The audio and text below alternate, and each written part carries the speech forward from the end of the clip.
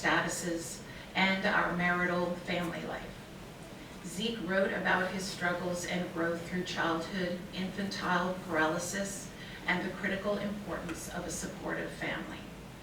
I wrote about my daughter's experiences with childhood cancer and the impact it had on her and our family, and vice versa. We both examined the impact of these histories on our work with human service agencies and the critical importance of client, patient, family, community empowerment. This was a unique venture into the joining of heart work and head work. Others will no doubt attest to the breadth and depth of Zeke's scholarship, his commitments to advancing the public good, his history as an inspiring teacher mentor. I miss him mostly as a good friend, a friend of long standing, and I continue as a friend to Helen and their daughters. Barb, Jessica, thank you.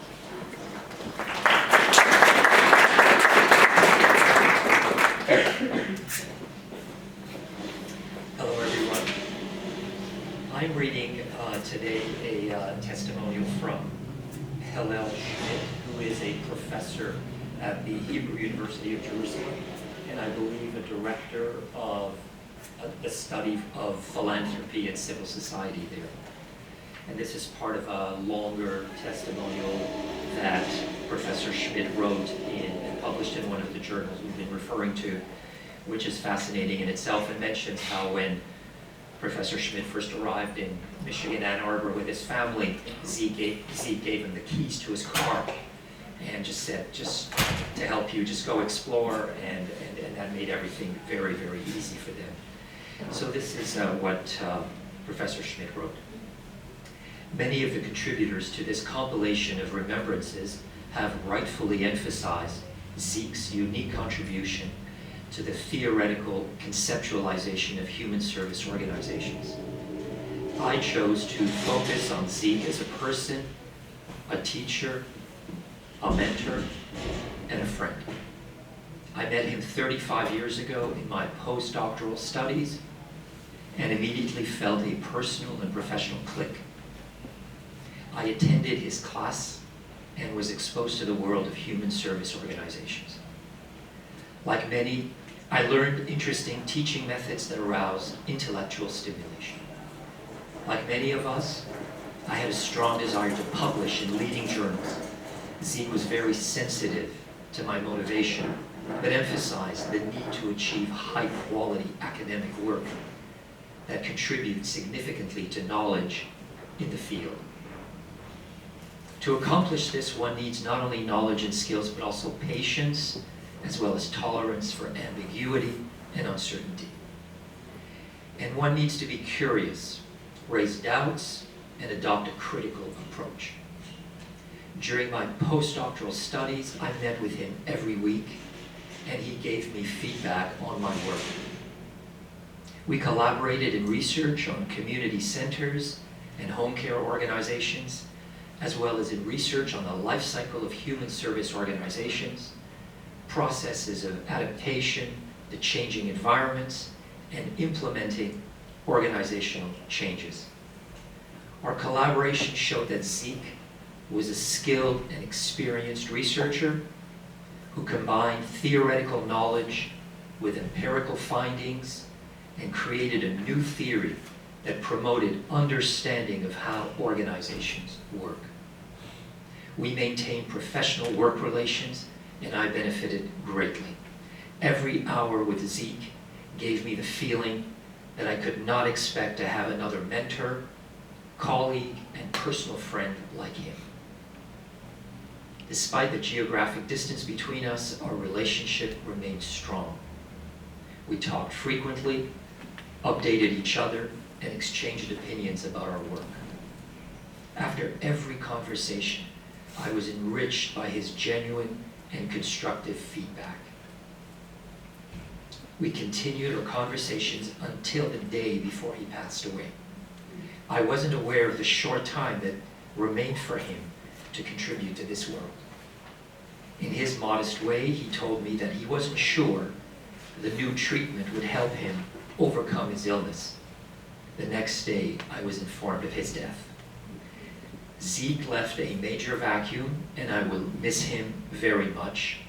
May his memory be a blessing. That is Hillel Schmidt from the Hebrew University of Jerusalem. Thank you very much.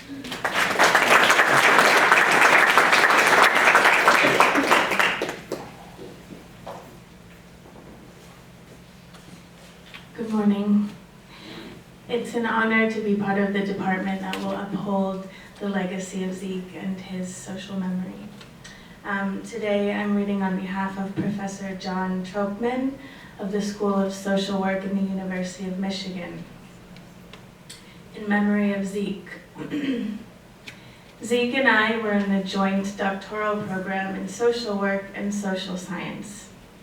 We hit it off because we had several things in common, an interest in sociology and particularly in the sociology of organizations offering human services. We had similar oddball senses of humor. Because one of his names began with Z, we had a special interest in that letter. One of my students' last name was Zandeman. Her main goal was to move up in the alphabet. Unfortunately, while in some lines, she met a guy named Zeman. Naturally, they fell in love and became Zandeman Zeman, an ongoing source of amusement to each of us. We also shared an interest in results over process.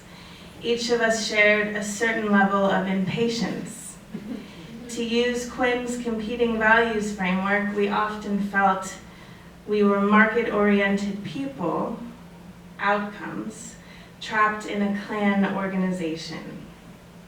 That said, Zeke was always able to move things along and was especially helpful in modernizing the social work school's curriculum. I will surely miss him, but have the memories.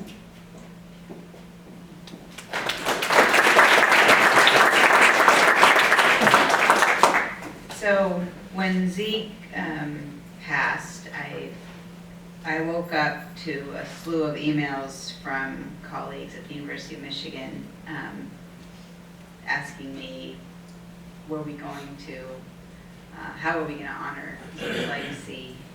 And I didn't know he had passed away.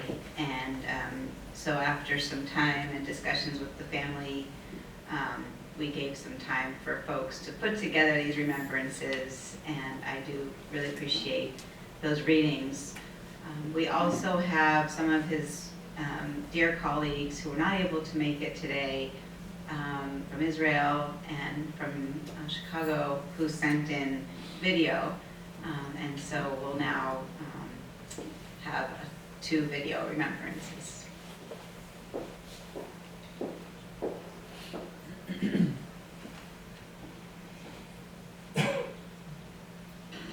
Hello, I'm Susan Lambert, and I'm here with my SSA colleagues Julia Henley and Jennifer Mosley. We regret not being able to attend in person, but we really value the opportunity to reflect on the life and contributions of our dear friend and mentor, Zeke Hasenfeld. Zeke had an enduring influence on each of us, but we came to know him at different points in his life and in our lives. I knew him when he was on the faculty of the University of Michigan. He was on my dissertation committee, and I had the remarkable experience of being in his doctoral level human service organizations class the last semester he taught that at Michigan. It was winter, and he held the class in his home in Burns Park, and I remembered that it was so cold that they had brought in his daughter's rabbits into the house, and so there were bunnies hopping around during our class the whole time. Zeke was in the middle of revising chapters for his 1983 Human Service Organizations book, and our task each week was to write a 2 to 3 page paper critiquing a chapter. It was a bit intimidating, and but after a while, we realized that he was seriously interested in what we had to say. Our discussions were lively, focused on ideas, not methods, and Zeke was in the thick of it. It was The first semester, I think that I began to understand the difference between doing research and actually doing scholarship, and to develop the gestalt of how you view social problems from an organizational level perspective. Lucky you, Susan. I would have loved to take a graduate class from Zeke. And actually, I guess in a way I kind of did. I was assistant professor at UCLA, and in my first year, Zeke invited me to co-teach a class on the epistemology of social work research. And like you, I found it really pretty intimidating. For one thing, I knew very little about the epistemology of science, and I had no business teaching the class. But in addition, I quickly realized that Zeke Hasenfeld's mind was like no other mind I had really experienced. He knew so much. He was such a quick thinker. He connected dots that I didn't even realize existed, and then he figured out ways to find meaningful connections between them. I learned so much from Zeke that quarter, not only about the material, but also about teaching. I was a very green teacher. I had only TA'd, I think, 2 classes as a graduate student. And I just kind of watched him and tried to model or think about him as a model that I could emulate. Reflecting on it today, I think what made Zeke such a great teacher in my mind was that he genuinely believed that his students had something important and interesting to say. He really relished the classroom as this space for thinking and noodling ideas, and for conversation. It's curious, Zeke was not always a patient person in my experience, but he was a very, very patient teacher. And his patience as a teacher really extended to his patience and his extreme generosity as a mentor for me. To be clear, I have been lucky to have many great mentors in my career, and as they know, Susan, I continue to lean on them even 25 years after getting my PhD. It's hard to accept for me that Zeke is no longer here for me to lean on. So I met Zeke early in my time as a PhD student, also at UCLA, and like Julie and Susan, I knew immediately that this was someone I was going to be really lucky to learn from. I ended up working closely with him on a large survey of human service nonprofits in Los Angeles, and I can honestly say that that experience completely changed my academic trajectory and really my life. One element of his scholarly process that really stands out to me that I cared about so much was how creative he was. He really loved to learn new things and integrate ideas that were seemingly disparate together to make something that were really more than the sum of their parts. He read everything and fired off. I remember sitting in his office, and he would fire off emails to people sort of willy-nilly, anyone who he thought might have something interesting to say or something new to contribute. And that was something that I also really learned from him, that research really had to be interesting. That it had to be, the rigor was incredibly important, but it also needed to be interesting. He had no time for marginal contributions or small ideas. He really only wanted to be doing work that really mattered. He was always there for the home run. Of course, we knew Zeke not only as a scholar, but also as a person. He had a wicked, dry sense of humor that made him an excellent companion to hang around with at conferences and to go to dinner with. I knew Zeke when he was already well established as a legend, but he always went out of his way to make me, and I was a student probably almost 40 years his junior at that point, feel like a really valued colleague. He asked me what I thought, and he always really listened. He asked after my family. He always made sure I was getting paid. He seemed to care a lot about that. And he even included me in fun gossip. He was a great gossip. It was really fun because he was smart. Yeah, I think all of that is right. And Zeke was really a great friend to so many of us here at SSA as well. Zeke, you're a very special person, and you are dearly missed.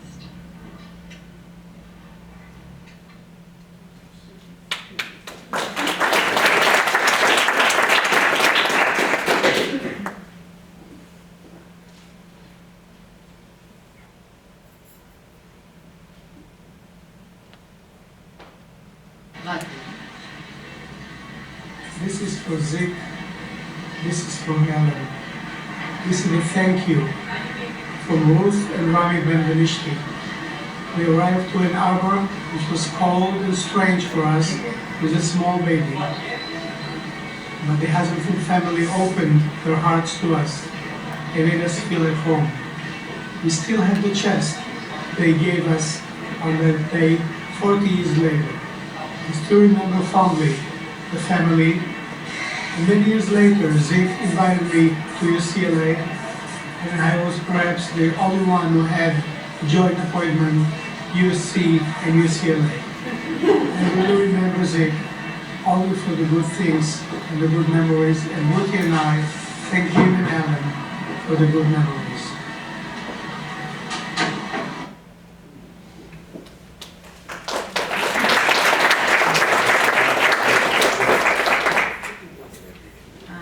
Well, one thing that I now realize I regret is not having gossiped enough with Zeke. I feel like I missed out a little bit. We have a little time for open remarks, if anyone would like to share a few words.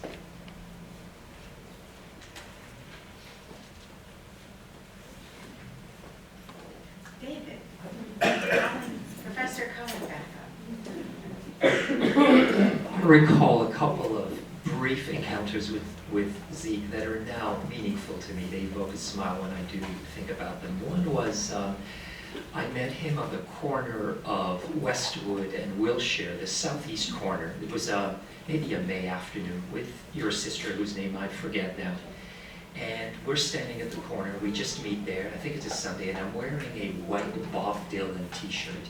And so we're standing waiting for the light, and Zeke turns to me and said, "David, I didn't know, are you a musician? And I said, no, it's Bob Dylan, what a writer." And he looked at me as if he was wincing or not agreeing, but the light changed and we move on. Of course, 2 months later, Bob Dylan gets the Nobel Prize for literature. And so I recall that. It's meaningful to me. I truly recall this moment. And Zeke is inextricably tied. An earlier encounter was when I entered his office to discuss I think it was a personnel matter. We just had to sign something. And so he tells me, "Oh, David, I hear you're doing something interesting. You're stirring up a little bit, the DSM class that you're teaching." And I said, "Yeah, I'm stirring it up a little bit, yeah." And so he looks at me with that strange accent of his in a remark that sounded like an encouragement, a threat, and an observation. He said, "Stir it up, David, stir it up."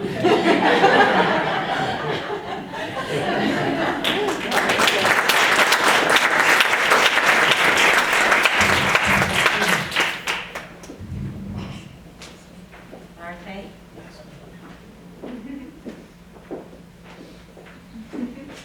I'd like to share a couple of things, but one was a friend of mine who I started social work with, and introduction to social work at the University of Northern Iowa, was talking to me. She was teaching at Eastern Washington University, and she told me, I've been reading this book with Zeke Hasenfeld. I said, "Well, I was working at UCLA, and I said, he's also across the hall from mine." "Zeke?" I said, "Yes." A month later, she was on a plane. She came here, and I said, "Well, I don't know if he's here." And we knocked on the door, and he opened the door. And I said, "Zeke, this is a friend of mine. We've been knowing each other since the 70s, and at the University of Northern Iowa, and she loved your work. And she wanted to know if she could take a picture." Zeke looked at me and said, "Oh, I didn't know I was popular." And I said, "You are. You're very popular." The other thing is I'm a firm believer of sayings. Many people say ships pass through the night. And ships pass through the night not really knowing of each other. But Zeke, in my tenure, and I started here in 1995, I always think about the path that people give you in their time with you.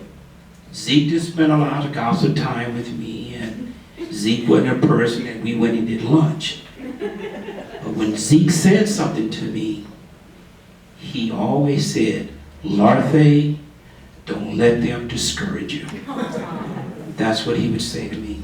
And I was always happy with that, because he spoke up for me when I knew that I needed someone to speak up. So I want to thank him for that. Thank you.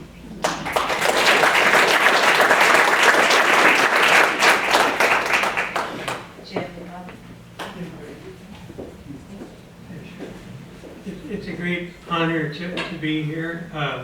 I spent 20 years here at UCLA and came to a certain stage in my career where I actually moved on to the East Coast. My wife was from Boston originally. She had become quite consumed in elder care, and though we loved Los Angeles, we loved UCLA, it just was sort of awkward since she was spending so much time back there and I was traveling like all academics here at UCLA do. And I must give a great deal of gratitude to Zeke, who helped counsel me as I went through this whole process. Of course, he had gone through it as he moved from Michigan to UCLA, and so therefore he made it quite possible. But and so as a result, whenever I would then come back to LA, and we tended to leave Boston usually in January or February to come back, we of course, Zeke and I would get together and we'd schmooze and gossip, as the case would be, and catching up. But a couple of things are very much in my memory. One is that I was the department chair when shortly after the School of Social Welfare had been disestablished, and at that time I was the associate dean, so I had kind of helped navigate during that disestablishment, but then also became one of the first department chairs for the new Department of Social Welfare, so I had to oversee the organizational and physical move out of that hall into the Public Policy Building and to help get the department established. And I could not have possibly done that without having the capacity to meet with Zeke either before or after all the various meetings along the way. He was just so savvy in how to negotiate some of these very critical matters, and I'm very eternally grateful for that. He also employed my children when they were at a certain age, and I happened to employ his children too, which is another story. We hired both of our respective children because they were very talented, of course.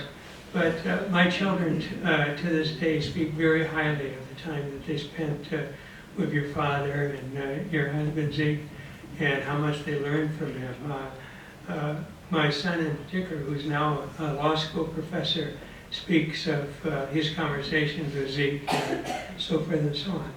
But my lasting memory is that whenever Zeke and I would get together, he would ask about the children and the grandchildren.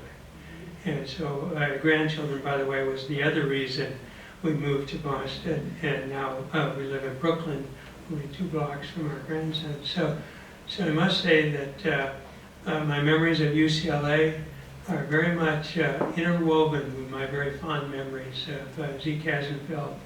And he's someone who will be a sort of a guiding light as we think about the future. And I will remember our regular coffees over at Lavelle Coffee Shop there, sitting out under the trees and talking about important matters and sometimes not so important matters. But we got into a conversation once about, how do you account for the Holocaust? How do you account for all this that goes on? And he said, it really starts with dehumanization. When you start to characterize a group of people as less than human and so forth. And in this difficult period that we're in our country right now, those words of wisdom are so timely. I think we have to be very careful of the forces that are at work in our society today, and to in fact try to find the human element in all, even those who we may find despicable. I'm not speaking to the White House right now, but I could easily transcend into that conversation. But it is time for us to remember the fearless leaders like Zeke Hasenfeld, who've done so much, not only for the present and mentoring all the students that he mentored over the years, but obviously the lasting impact he's going to have. So I wish you, family, and his fellow colleagues and so forth well as you go on in the future without Zeke being physically present with us, but obviously our memories will help us during that time. So thank you very much.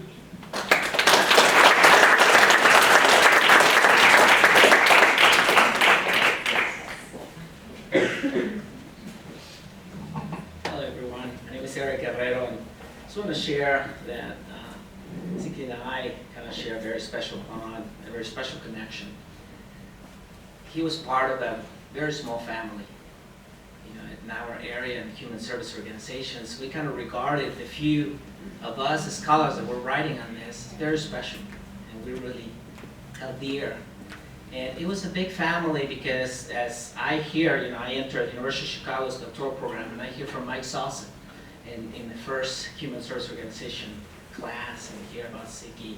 It was not only about hearing about an author that had wonderful, powerful ideas, but it was somehow, there's a level of nurturance, a level of caring that he transported in his writing. Caring for the most vulnerable. And as we as students kind of move through the program feeling vulnerable and needing connections, he transmitted that. He transmitted that, and he became kind of a parental figure for a lot of us in a small cohort of human service organization scholars. And then we met other folks in Michigan and UCLA, and it was, the connection was very quick. And I just, and it was great to see, for instance, Kate, that we just kind of connected, and she said, oh, I'm a student of Zeke. And I said, wonderful. Immediately, it just became like a cousin. And immediately, it was that kind of connection that we had, thanks to Zeke Hasenfeld. The next is one of my mentors, Gene Marsh and Tom Diano.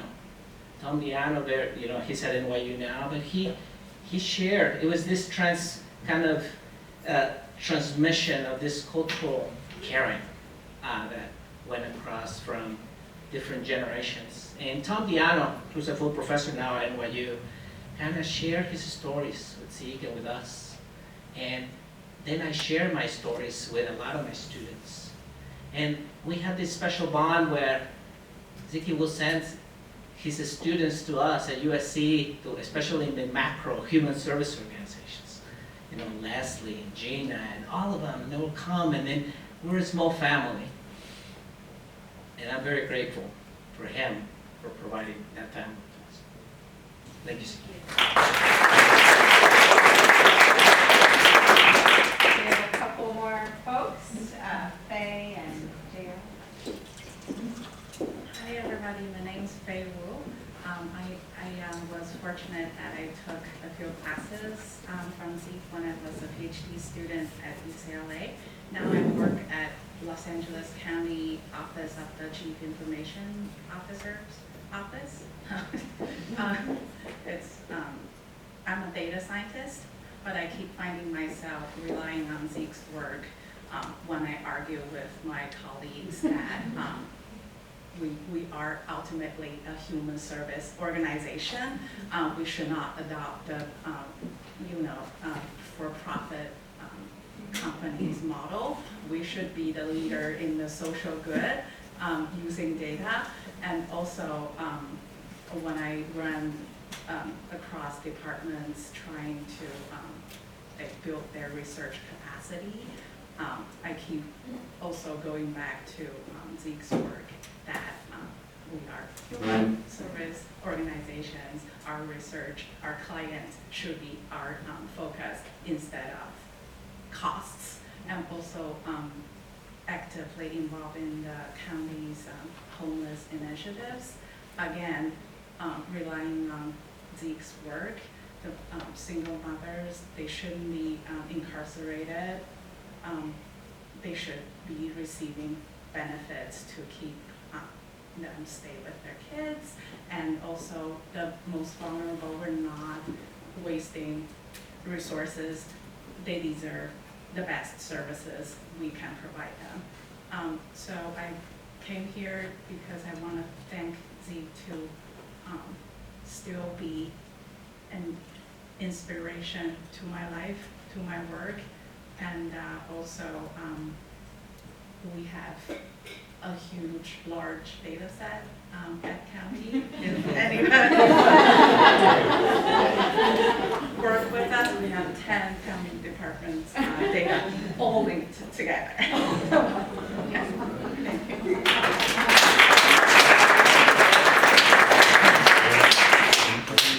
So I'm J.R. DeShazo. I'm chair of the Public Policy Department. And back in 1998, I was asked to, my teaching buyouts were running out, and I was asked to teach a new course. And part of that course focused on the question of privatization and how you contract with human service organizations, and whether you should do it in-house or whether you should contract with nonprofits or for-profits. And so I thought, well, I should talk to Zeke and really try and understand these organizations and get his views, and he was so generous. He found the question very intriguing.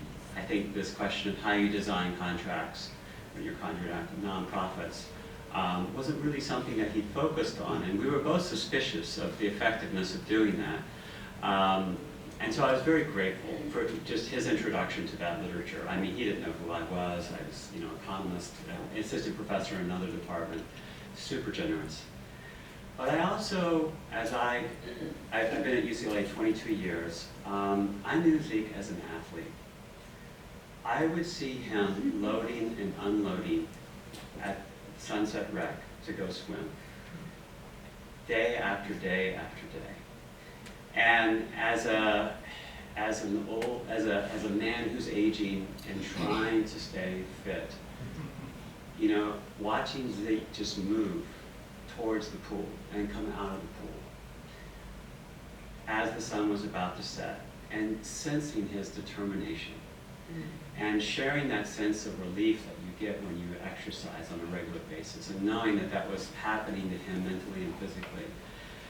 And what I felt was, and as was discussed early on, he had polio, but what I felt was, there's my role model. Here's a guy who's making space every day to take care of himself physically and mentally. And you don't have many role models like that in life. And we would just chat as he was in transit. It's funny, I think Laura sort of wondered, why is JR here? But for a decade, I would have the opportunity of running across Zeke at the pool and just chit-chatting with him as he was loading and unloading. And I'm so grateful for that experience. Thank you.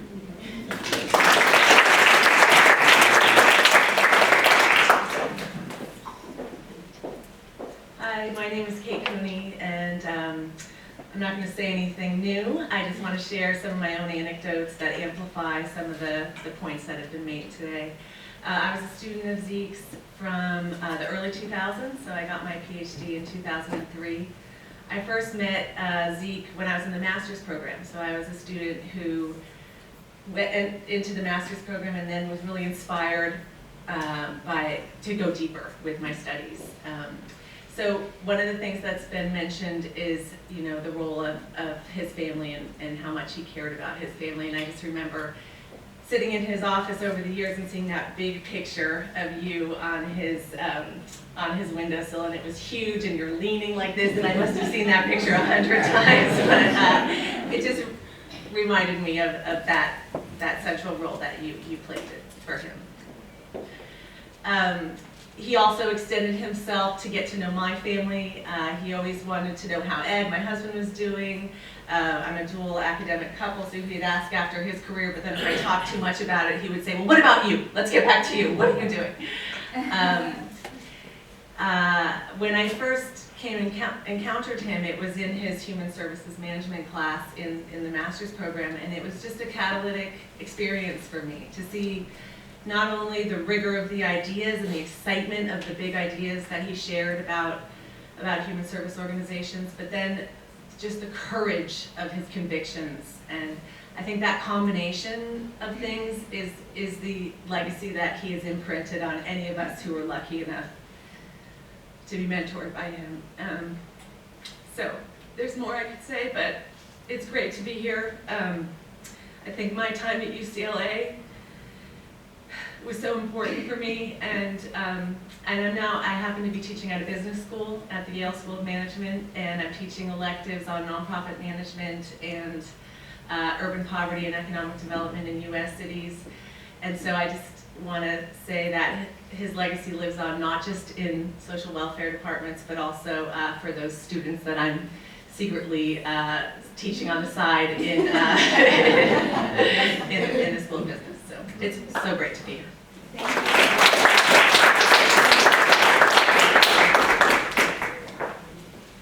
Hi, my name is Bill Parent, and back in about 2005, 2006, I was getting more and more involved in the Center for Civil Society, and a little bit later than that became the interim director, and Zeke was the senior affiliated faculty after Helmut Anheier left. And we were trying to figure out, what next steps were, and I've always been intrigued by the study that was mentioned before. That was a survey of over 500 human service nonprofits in 2002. I think there were 3 dissertations that came out of that, and probably a couple of attempts beyond that. And so I went to see Zeke, and I had the idea.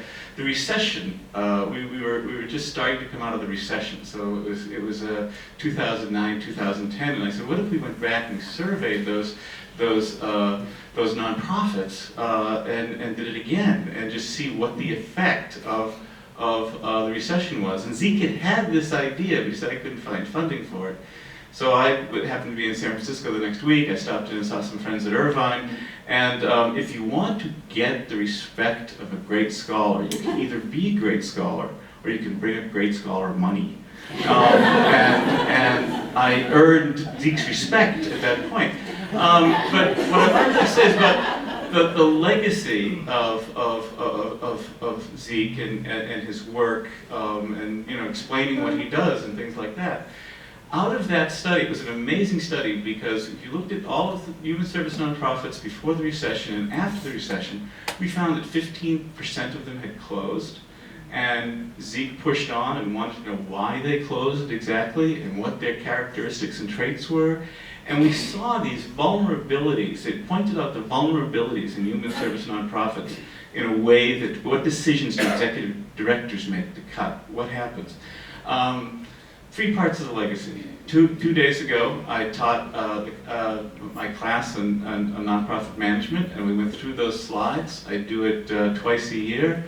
I always see something new, it's a rich data set, and students see something new every time. And sort of the passing on of Zeke's legacy in Luskin classrooms. I get to be the one who can hear his voice when students ask me questions, and how would Zeke answer this question?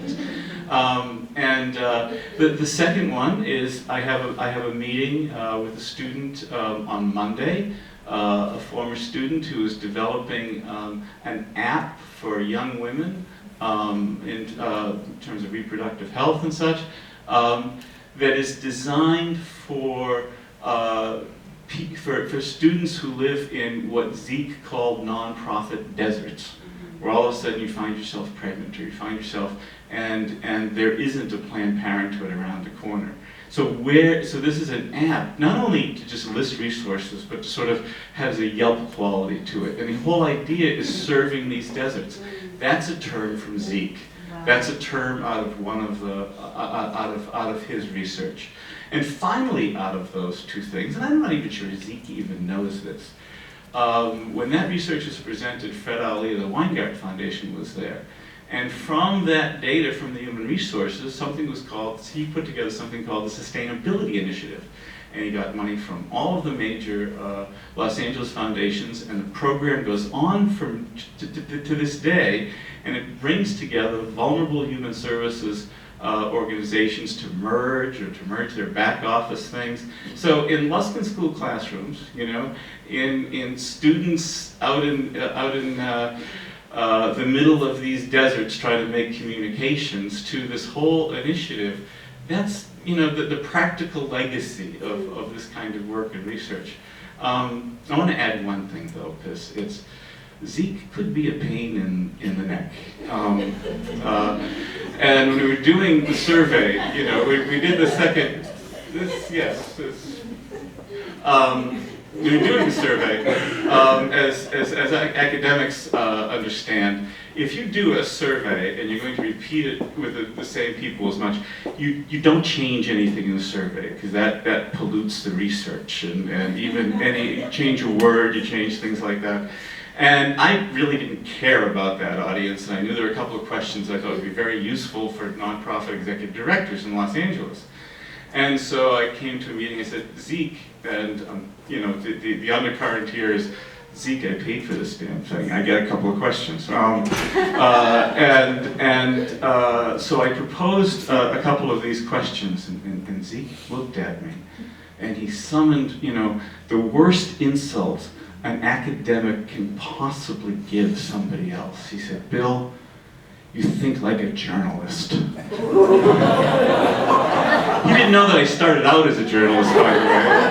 I went home that night, I looked at the picture that I have framed of George Orwell over my desk, and I said, Eric, I took one for the team tonight for you, so that was it. But it's quite a legacy, and it lives on every day in nonprofits, and the lessons learned, and the programs going. And on behalf of that world, we thank you, Zeke.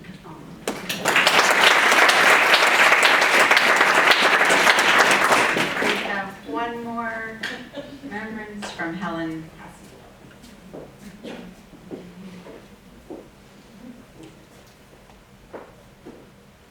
Well, this is not what I had planned to do, but here I am. I was thinking about, you know, all of this, and I was thinking about, you know, what role did Zeke play? Many roles in my life after over 50 years, but he was my mentor as well. And I think in a lot of ways I was his mentor. We had a very collegial kind of relationship in that way. I could remember in Ann Arbor, you know, walking through our neighborhood every night. I would listen to his thoughts about human service organizations, and, you know, I would critique this, and I'm like, you know, in my life, in the real world, blah, blah, blah. So you know, if I did any mentorship, it was like, okay, here's what it's like in the real world, and, you know, maybe you should consider some of that as well. But the story that I really want to tell is an amazing story that really sums up a lot of what I've heard here and relates to what was going on in our house. You've met Rena. I have a daughter, Rachel, also, who's younger. And by 2 years, 2.5 years, something like that. Anyhow, I had always been a working woman. And then I got married, and I found myself a stay-at-home mom. And I'm like, huh? How do I do this? Well, how I did this was very bad. I mean, I have to, with my daughter sitting here who's gonna go, Mom, why did you say that? You know, truth be told, I needed something different. But we had no money. I mean, Zeke was at Michigan because they had private money. He was not a citizen of the United States. He wanted to get his PhD. He applied to Berkeley, Columbia, Michigan. Michigan had money, and we needed money. So, so we're at Michigan, and the money was like negligible, if that. And I wanted to work, and that had been my life. Anyhow, one day, one snowy day, Zeke arrives at home with boxes of books, and he thumps them in the middle of the living room, and he says, okay, Helen, I've been thinking about you, and I've been thinking about your life, and I'm thinking about what can we do to save your life. What he has dumped in the middle of our living room is are catalogs from every school at the University of Michigan. The School of Nursing, the School of Environmental Sciences, the medical school, you know, the School of the liberal arts. I mean, like them all. And he's like, you know, you need to go back. You need to find a life. You need to go back to school. You need to do something. And Lene, here's what happens. So I said, Zeke, we can't do anything. I can't, that's impossible. You know, we have no money, we have no this, we have no that, we have the other thing. He says, I will take care of the kids. And with 2 little kids fighting and playing and, you know, yelling and screaming underneath his feet, he wrote a dissertation. And to me, that was the most remarkable thing that anybody could have ever done for all of us, the entire family. When I think back at how selfless that was, and I mean, it just gave, it was a remarkable side of Zeke, that as a human being and as a parent and as a husband, he found a way to make it all work. And so I thank you all for being here.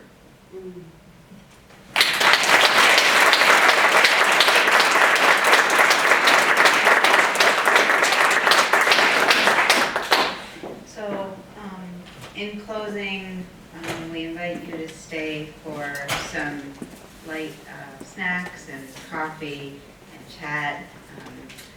I just want to emphasize how thankful we are, UCLA Social Welfare Luskin, for everyone for being here, for sharing your memories.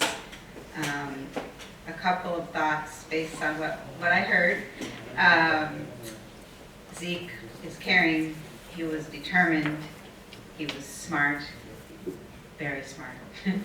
Zeke was resilient, he loved to argue. He would leave meetings if he wasn't interested. And just leave. And we were all kind of like, okay, you know. He would argue, though, vociferously, always, for things he cared about. He argued to maintain the intellectualism of our department. He encouraged all of us to pursue our passions, to fight for the underdog.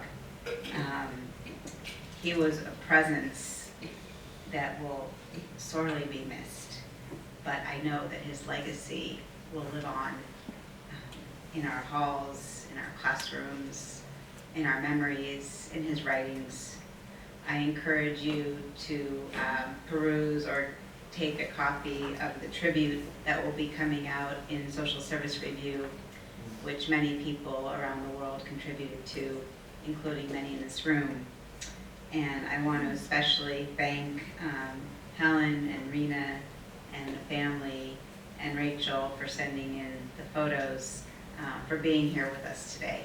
It's great to have you, and thank you all for being here.